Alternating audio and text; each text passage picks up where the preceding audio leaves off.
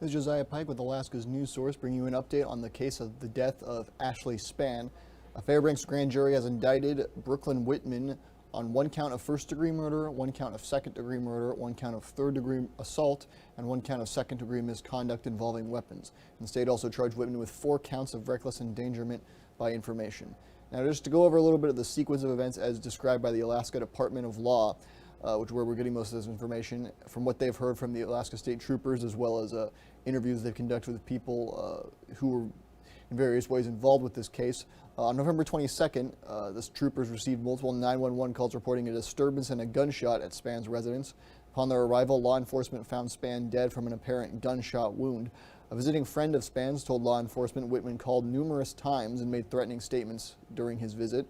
He also said Whitman arrived at the residence and banged on the door, yelling for Spann to open the door. When Spann told Whitman to leave, he then heard a loud popping noise, followed by Spann saying she'd been shot and collapsing. Spann's neighbor also told law enforcement Whitman was Spann's ex-partner, and the two had broken up about 6 months prior. Whitman admitted she, quote, lost her cool and fired a shot in the direction of Spann's residence.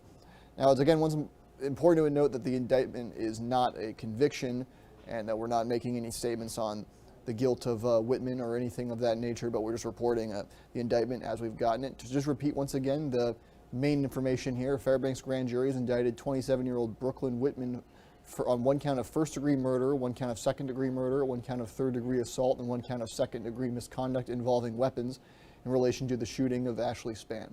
So that's what we have so far. There's sure to be updates to this story, and we'll keep you updated on alaskasnewssource.com, as well as our mobile app and our news broadcasts on KTU and KYES. So stay tuned to all those sources to get the latest on this story, but that's what we have right at the moment.